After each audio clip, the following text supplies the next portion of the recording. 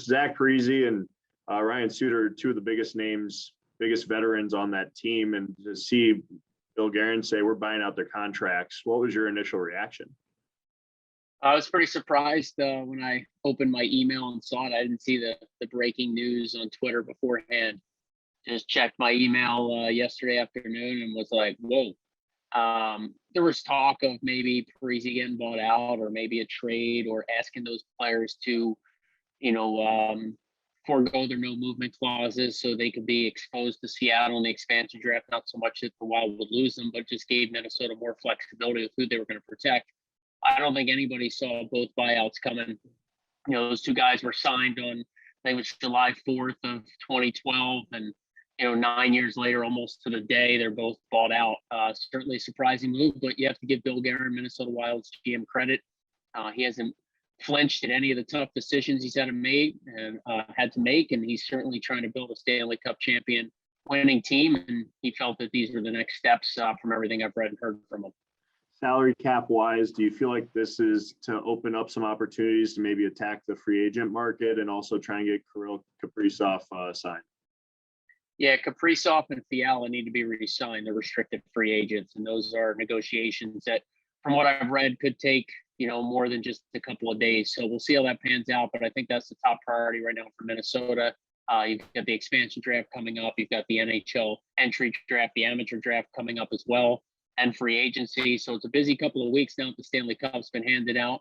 Things might calm down in August, but I'm also seeing a lot of chatter from the pundits that, we could see some trades across the NHL after the expansion draft and heading into the entry draft. So it should be an exciting time for the sport.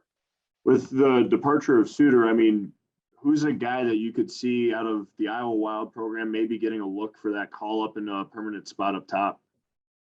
Well, one guy, he's not a left-handed shot, is Brennan Manel. And he was a guy that played really well with Iowa and then went to Russia last year. Minnesota's trying to get him back. They own his contract rights, so I wouldn't be surprised if Brennan Manel eventually signs with the organization and competes for a spot up top this year.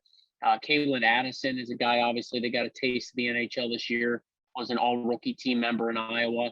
But I don't think anything's going to be handed to any of these players. Bill Guerin has talked often about earning it. And I think what you'll see, because of the emphasis on the development model, John, the fact that Minnesota and Bill Guerin, their GM, really respect the AHL and the importance of developing players, I don't think guys are going to get rushed now that these moves have been made. I think you'll see some free agent signings and or trades by Minnesota to fill those gaps. And then when the prospects are ready and or earn it, and they'll get their chance. What's the biggest need for Minnesota right now, in your opinion, when you look at that roster? It's got to be a center iceman. They went in last year knowing they were thin at center ice. They had some guys kind of playing wing and center at times, or guys that had played center in the past that they signed on sort of bargain deals to come in and sort of fill that void. But, I think Minnesota really needs a number one center iceman. They don't grow on trees. They're not easy to find, but if you can trade for one or possibly develop one in your system that, a few years from now becomes a top 6 center iceman in the NHL, that's probably the biggest need. The other interesting part is this expansion draft. Who does Seattle take from Minnesota? What kind of hole does that open up? Is there a deal in place there for them to select a different player that Minnesota would prefer they take? So I'm sort of keeping my eye on that as well. With this move, do you feel like this is Bill Guerin saying we need to win right now because of the salary cap space that, you really see it front heavy, so to speak, and then years 3 and 4, it doesn't really do much cap space wise? Yeah, they get, I think it's like $10 million now savings this summer. So I'd expect them to be active, to fill the holes on their roster and to make some quote unquote splash. But yeah, you're right. 3 years down the line, the cap hits that you'll be absorbing for Suter and Parise will certainly be cumbersome. And I guess, my thought process would be you're hoping then that the prospects have developed, the guys that have spent time in Iowa this upcoming season or last year or 2 years ago or all 3 of those years, that they've taken the next step and not making as much money because they're still younger players, and hopefully they fill in and chip in. You look at the Tampa Bay Lightning, they had great success, as up and down their lineup, younger, cheaper players that they developed in their system, helped them win back-to-back Stanley Cups. Is Jack Eichel the guy? Jack Eichel's probably the guy for all 32 teams if they can have him. The injury history there, a bit of a concern. He has a neck problem that, I'm not sure if he's going to have surgery or what the situation is there. He obviously commands a high dollar amount as far as the salary cap goes. And it's going to take a lot of assets to pry him away from the Buffalo Sabres. They're not just going to give away, a top 15 type player and maybe even a top 10 forward. So it'll be interesting to see how the Eichel saga plays out, especially around the draft when you could expect some moves. I'm sure Minnesota has made those phone calls, though. Who's one of the guys that is in the Minnesota Wild system, up and coming, that we might get to see in Iowa briefly and could have an impact long-term with Minnesota that you're excited about? Well, I'm really excited about Connor Dewar for this upcoming season. Brandon Duhaime as well, but I think Dewar is probably a little closer to being an NHLer. He spent now 2 years in Iowa. He got a little taste of some call-ups this year. Didn't get into an NHL game, but he was around the team and the organization. Nobody works harder. He's as detailed as it gets, and he has been on a trajectory heading in the right direction towards the NHL. And not that they play the same way or the same position, but Nico Sturm, as you know, had a great rookie year in Iowa and then had a huge impact on Minnesota this season. I'm hoping and maybe even thinking that Connor Dewar could have that same type of AHL to NHL jump if he has a great training camp and makes the team out of camp. He's a guy that I think I'd keep my eyes on as far as an Iowa Wild alumni that could have a big impact in Minnesota.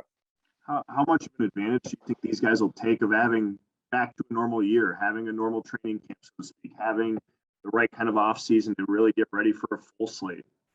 It's a great question because last year, if you remember, there was no NHL preseason. So all these prospects that played well or trained the right way or were hoping to get a chance didn't get even a game up there. So it was a very different year. It was harder to make an impact in Minnesota's training camp when there's no exhibition games to show yourself. For example, Connor Dewar and Brandon Duhaime, I was told, had outstanding camps, better than probably most people thought, opened some eyes, but there was no chance to get them into an exhibition game where maybe they score a goal or scrap, and make an impact. So I think it'll be huge this year from Kalen Addison to Matt Boldy to Dewar and Duhaime, Damian Giroux, Mason Shaw. These are guys that Iowa Wild fans know. They're going to get some NHL exhibition games this year for sure, if I had a bet, and hopefully they open some eyes. Last two questions I have for you. One, do you feel like with the pieces Minnesota has right now, they are poised to maybe make a run next year, assuming injuries go their way, everything works out the way it should? Goaltending, defense is solid. Their blue line is very sound right now. If they can add that centerpiece that you mentioned, do you feel like they can make that run? I really feel like Minnesota's a team on the rise. I think a lot of people would agree with that. They probably played above expectations last year. They're a win away in that Game 7 against Vegas from going to the division finals. When you're that close, you got to feel good about the future. I'd like to think that they're a team that's headed in the right direction. I think the Wild fans are excited. They've been in a long time for the future. And let's just see where it heads from here. But I think they are a team that will be they'll be more on everybody else's radar around the league as an up-and-comer, which adds pressure and expectations. But as they continue to build this thing, I think they're headed in the right direction.